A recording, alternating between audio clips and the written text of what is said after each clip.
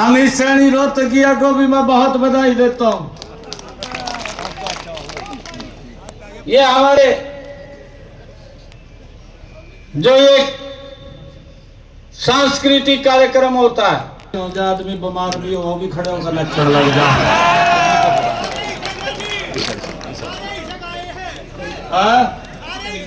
ऐसी गाय है सारे। बिल्कुल। मैं अमित जी को और उनकी पूरी टीम को मैं बहुत बहुत बधाई देता हूं, शुभकामनाएं देता हूं। भाइयों, तीसरी बार हरियाणा में आप सबके आशीर्वाद से सरकार बनी है और हमने जो बातें कही थी उन बातों को इंप्लीमेंट करने का समय शुरू हो गया है।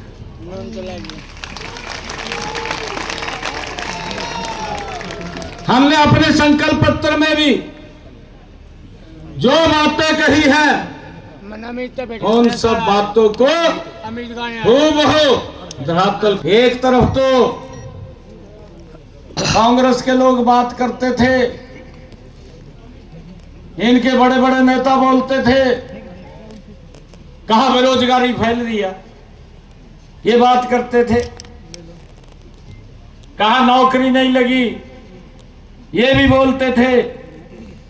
मैं बोलता रहता था, हमारे अध्यक्ष जी बोलते थे, पार्टी के पदाधिकारी बोलते थे, हमारे विधायक सांसद बोलते थे, कहा भाई हमने बिना पर्ची बिना खर्ची के इतनी नौकरी दे दी। और देखिए भाई कांग्रेस का कमाल, हर एक का उंगली ले दी, कहा यूं कह दे, कहा मेरा इतना हिस्सा होगा। लाले पुए दिए भाई, कहेगा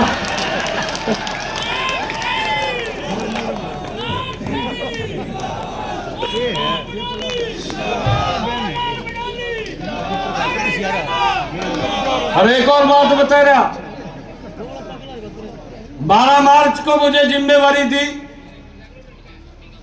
16 मार्च को लोकसभा का कोड ऑफ कंडक्ट लग गया और 16 मार्च से जब तक विधानसभा का चुनाव होना था 6 जून को कोड ऑफ कंडक्ट हटा। हमारे पास 100 दिन थे मात्र।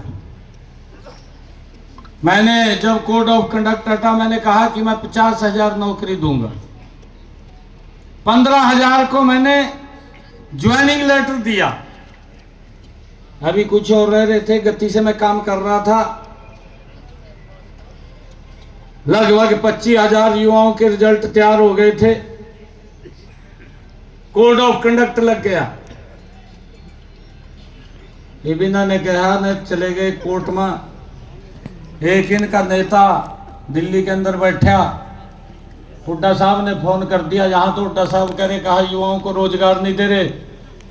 और वो व्यक्ति चला गया चीफ इलेक्शन कमीशन के पास और जाकर कहने लगा, कहा जी हरियाणा के अंदर नौकरियों के रिजल्ट निकाल रहे हैं, उसके ऊपर रोक लगाई जाए।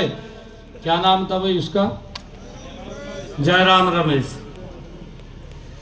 ये बुड्ढा का फोन तक रहा, जयराम रमेश तो तुरंत फाइल लेकर चीफ इलेक्शन कमीशन पर पहुंच गया, कहा भाई ये रिजल्ट ना निकाला जाए।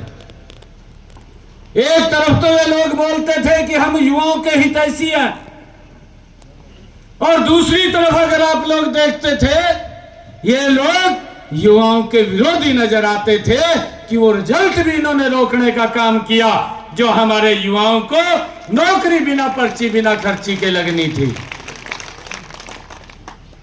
और जयराम रमेश चला गया चीफ इलेक्शन कमीशन पर, कहा जी रिजल्ट ना निकलने दें, रिजल्ट पर रोक लगाएं। एक इनका बहुत बड़ा थिंक टैंक का सुरजेवाला साहब,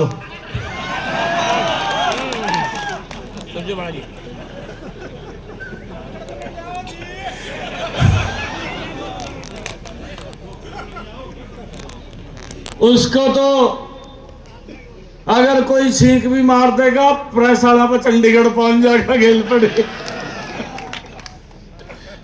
उस पर कोई काम नहीं है, उस पर यही काम है बेचारे पर।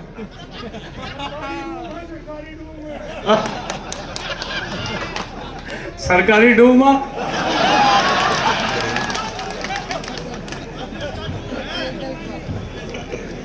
सरकारी डूमा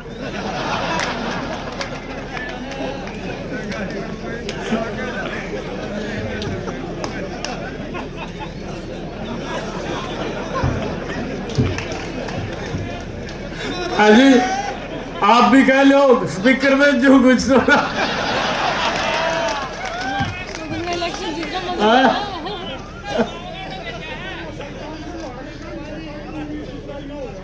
भाइयों, जब वो चीफ इलेक्शन कमीशन पे गए तो मुझे ये कहना पड़ गया कि मैं सख्त बाद में लूंगा, 25,000 युवाओं को ज्वाइनिंग लेटर पहले दूंगा। मुझे खुशी है, मैं आप सबको प्रणाम भी करता हूं। आप लोग अपने मिशन के ऊपर खड़े रहे, और जो उन्होंने अपने कुछ लोगों को बोल दिया था, कहा इससे की बात लग जो कर्ण, मारे 25,000 युवाओं के मेरे पास फोन आते थे, कहा रिजल्ट जल्दी निकाल दे। कहा मैं क्या करूं, मैं तो निकाल रहा हूं। कहा परंतु इन्होंने दिक्कत पैदा कर दी, लेटर आ गया भी आप रिजल्ट नहीं निकाल सकते, और उसके अंदर इन्होंने पूरी प्लानिंग बना ली। कहा जी मेरे हिस्से में इतने आ रहे। एक ने तो जमी कमाल कर दिया, वो गाँव में जाए करार कह करा ठूड़े के अनुसार दूंगा नौकरी। कहा वो जब उससे आगे निकलिया, मैंने कहा भाई तो जो 2014 से पहले हमारे युवाओं की स्थिति थी वही करती। परंतु मैं आप सबको प्रणाम करता हूं, भारतीय जनता पार्टी एक बहुत बड़े मैंडेट के साथ तीसरी बार सरकार बनी, और भाइयों सप्तवाद में ली। पहले मेरे 25,000 युवाओं को ज्वाइनिंग लेटर उनके घर पर गया है। भाइयों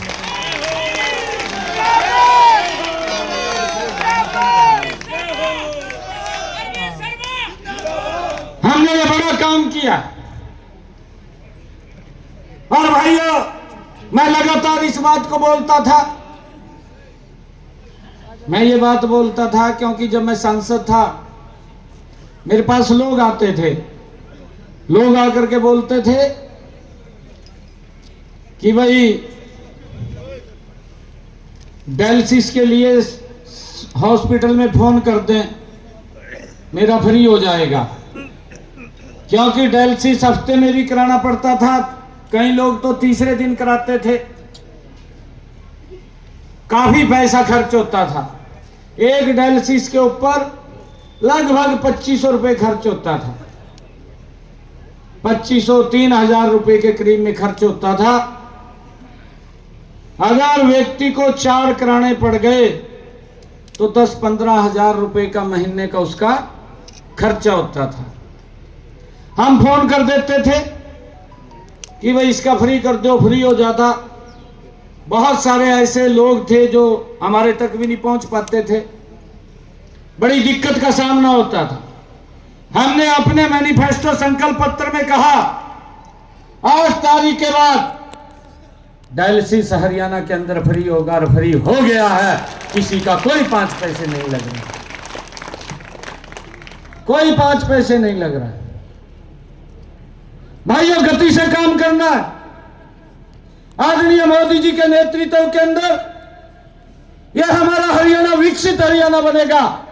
पिछले 10 वर्षों में आदरणीय मनोहर लाल जी ने जिस प्रकार का सिस्टम मजबूत खड़ा किया है, भाइयों उसको आगे बढ़ाते हुए हरियाणा के अंदर बिना भाइयों किसी अवरुद्ध के हरियाणा प्रदेश को तीव्र गति से आगे बढ़ाने का काम ये हमारी डबल इंजन की सरकार करेगी। बहुत सारे काम हैं, जिन कामों को गति से हमने करना है। हमने पूरी लिस्ट उनकी अधिकारियों को बोल करके तैयार की है। कुछ समस्याएं आपकी तरफ से भी आएंगी, उनका भी समाधान करेंगे, और कुछ जो हमारे ध्यान में आएंगी उनका भी समाधान करेंगे, बिना भेद